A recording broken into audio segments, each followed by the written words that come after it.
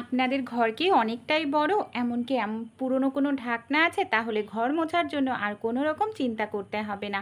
এমনই কিছু ছোট ছোট টিপস আপনাদের সঙ্গে শেয়ার করব। আশা করছি টিপসগুলি আপনাদের একটু হলেও কাজে লাগবে।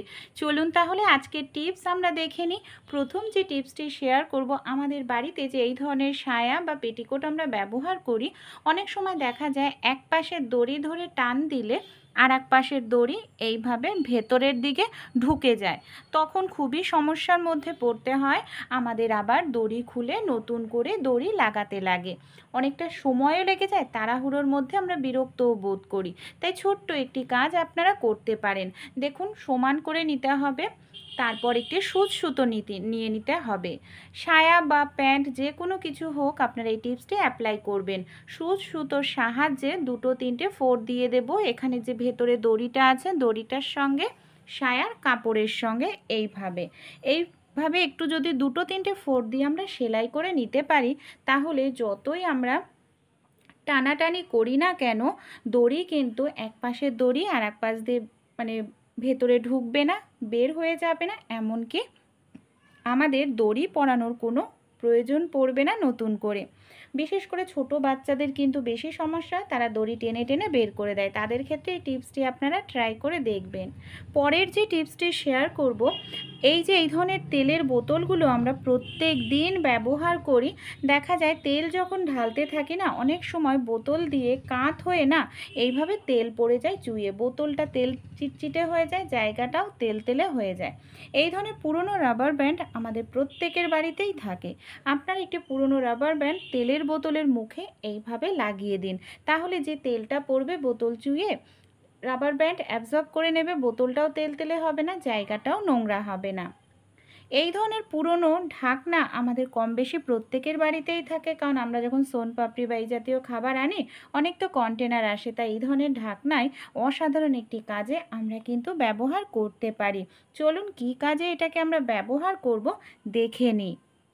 এখানে আমাদের একটি ক্লিপ নিতে লাগবে, যেটা আমাদের প্রত্যেকের বাড়িতেই কম বেশি থাকে, চুলের ক্লিপ। হ্যাঁ বন্ধুরা, এখানে দেখুন আমি একটি চুলের ক্লিপ নিয়ে নিলাম। এই ধরনের চুলের ক্লিপ আমি নিয়ে কি করব, এটাকে আমাদের এইভাবে একটু বাঁকিয়ে নিতে হবে। অনেক ঢেলা পুরনো ক্লিপ তো থাকে, আপনারা এইভাবে নিয়ে একটু বাঁকিয়ে নিন। তারপর ক্লিপটাকে হালকা করে দুটো মাথা আমি একটু গরম করে নেব। এইভাবে দেখুন মাথা দুটোকে গরম করে নিয়ে এখানে আমি ছিদ্র করে নিলাম। এবার আমি ক্লিপটাকে এইভাবে যে ঢাকনাটা নিয়েছি, ঢাকনার ওপরের দিকে এইভাবে ঢুকিয়ে দিচ্ছি। তারপর আমাদের এখানে একটি লাঠি লাগবে। এখানে আমি একটি পুরনো ওয়াইপারের লাঠি নিয়েছি। যদি আপনাদের এই ধরনের লাঠি না থাকে, তাহলে আপনারা যে কোনো ধরনের প্লাস্টিকের লাঠি হোক বা কাঠের লাঠি আপনারা নিয়ে নেবেন, তার মধ্যে এইভাবে এটাকে পেঁচিয়ে নিতে হবে। এখানে আমি ওয়াইপারের লাঠিটা যেহেতু ছিদ্র করাই ছিল, তাই এখানে আমি আর ছিদ্র করলাম না। দেখুন এইভাবে আমি ভেতরে খুব ভালো করে ক্লিপের সঙ্গে এটাকে এইভাবে মুড়ে দিয়েছি। এটা কিন্তু যে কোনো দিকে নড়াচড়া করাতেও আমাদের সুবিধা হবে। আমাদের বাড়িতে তো আমরা ঘর মোছার জন্য এই ধরনের পুরনো গেঞ্জি ব্যবহার করেই থাকি। গেঞ্জির গলা যদি আপনাদের অতিরিক্ত বড় হয়, তাহলে অবশ্যই একটি গার্ডার দিয়ে ছোট করে নিতে পারেন বা সেলাই করে নিতে পারেন। এটার সাহায্যে কিভাবে ঘর মুছবো চলুন দেখে নিই। আমি সবার প্রথমে এটাকে জল দিয়ে ভিজিয়ে নিয়েছি। দেখুন কত সহজেই আমরা মানে কোণায়, আলমারির তলায়, খাটের তলায়, যে কোনো জায়গায় খুব সহজেই আমরা কিন্তু ঘরটা মুছে নিতে পারি। এমনকি অনেক মারাই আছেন বসে ঘর মুছতে অসুবিধা হয়, তারা কিন্তু এইভাবে দাঁড়িয়ে দাঁড়িয়ে সহজে ঘর মুছে নিলে খাটনিটাও কম হয়, হাঁটু যন্ত্রণা, কোমর যন্ত্রণাও হয় না। এমনকি ঘর মোছা হয়ে গেলে আপনারা এটা খুলে ধুয়ে নিতে পারবেন। পরের যে টিপসটি শেয়ার করব, আমাদের বাড়িতে আমরা যখন ফোন চার্জ দিই, অনেক সময় টেবিলের ওপর দিই, কোনো অসুবিধা হয় না। কিন্তু ধরুন আমরা কোথাও ঘুরতে গেছি, হয়তো হোটেলে কোনো টেবিল নেই, এই ধরনের যে সুইচ বোর্ডগুলো হয় তার ওপর ফোনটা রাখলে অনেক সময় কিন্তু পড়ে যাওয়ার সম্ভাবনা থাকে, আর ফোনটা পড়ে গেলে নষ্ট হয়ে যায়। তা আমাদের বাড়িতে তো পুরনো এই ধরনের কাপড়ের অনেক মাস্ক থাকে, তাই আমি একটি কাপড়ের পুরনো মাস্ক নিয়ে নিয়েছি। চার্জারের মধ্যে এইভাবে পুরনো কাপড়ের মাস্কটি আমি ঢুকিয়ে নিলাম। এবার চার্জারটা এইভাবে আমি আটকে নিচ্ছি। ফোনটাকে যদি এইভাবে ঢুকিয়ে আমরা চার্জ দিই তাহলে কিন্তু ফোনটা আমাদের পড়ে যাওয়ার কোনো রকম সম্ভাবনাই থাকবে না, আর ফোনটা আমরা খুব সুন্দরভাবেই চার্জ দিতে পারবো। তাই যাদের বাড়িতে ফোনের চার্জারের সামনে কোনো টেবিল না থাকে তারা এই ছোট্ট টিপসটি অ্যাপ্লাই করতে পারেন। আশা করছি আপনাদের ফোনটা নষ্ট হবে না। পরের যে টিপসটি শেয়ার করব, আমরা প্রত্যেকেই তো এই ধরনের ছুরি কাঁচি কম বেশি ব্যবহার করে থাকি কাটাকুটি করার জন্য, কিন্তু দেখা যায় এগুলো ব্যবহার করতে করতে না ধারটা চলে যায়, আর এর ধার করিয়ে আনতে গেলে অনেকটা টাকাও লেগে যায়। তাই আমরা বাড়িতেই কিন্তু ধার করিয়ে নিতে পারি। আমাদের বাড়িতে যে এই ধরনের পুরনো কাপ থাকে, এখানে আমি একটি ভাঙা পুরনো কাপ নিয়ে নিয়েছি।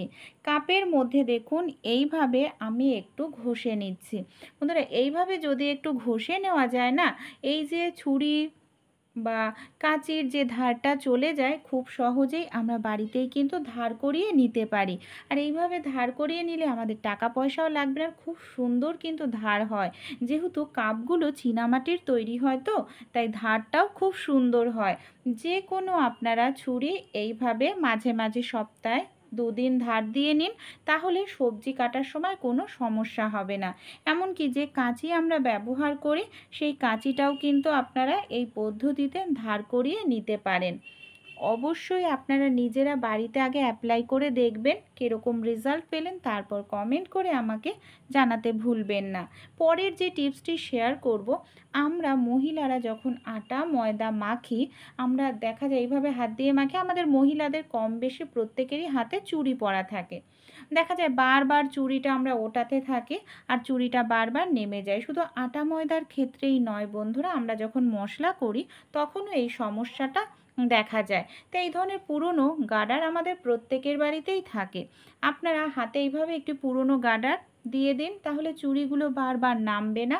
আপনারা খুব সহজেই শিলনোড়াতে মশলা বেটে নিতে পারবেন। এমনকি আটা ময়দা মাখতে গেলেও আপনাদের কোনো রকম অসুবিধার মধ্যে পড়তে হবে না। পরবর্তী যে টিপসটি শেয়ার করব, লাউ নিয়ে। এই ধরনের সবজি আমরা কখনো এইভাবে একটি চা ছাঁকনির সাহায্যে কেটেছেন? বন্ধুরা, যখন আমরা ছুরি বটি দিয়ে কাটি তখন কিন্তু অনেকটা খোসার সঙ্গে সবজিটা আমাদের নষ্ট হয়। তাই আপনারা এই ধরনের স্টিলের একটি চা ছাঁকনি নেবেন। স্টিলের চা ছাঁকনিটা এমনিতেই ধার থাকে। চা ছাঁকনিটা দিয়ে এইভাবে একটু ডলবেন, মানে একটু ঘষতে থাকবেন, দেখবেন এত সুন্দরভাবে আপনারা খোসা ছাড়িয়ে নিতে পারবেন যে আপনারা নিজেরাই অবাক হয়ে যাবেন। আর এইভাবে যদি আপনারা খোসা ছাড়ান, খোসার সঙ্গে কিন্তু আপনাদের একটু সবজি নষ্ট হওয়ার কোনো রকম সম্ভাবনা থাকবে না। দেখুন কত সহজেই আমার খোসাটা ছাড়ানো হয়ে যাচ্ছে, খোসার সঙ্গে সবজিটাও আমার নষ্ট হচ্ছে না। তাই না? একটু বুদ্ধি খাটিয়ে আমরা যদি সংসারের কাজগুলো করি, সংসারের কাজটাও যেরকম সহজ হয়ে যায়, সেই সঙ্গে কিন্তু সংসারের খরচাটাও আমরা অনেকটাই কমিয়ে ফেলতে পারি। তাহলে টিপসগুলি আপনাদের কীরকম লাগলো অবশ্যই কমেন্ট করে জানাতে ভুলবেন না। ভালো লেগে থাকলে আপনারাও ট্রাই করে দেখবেন।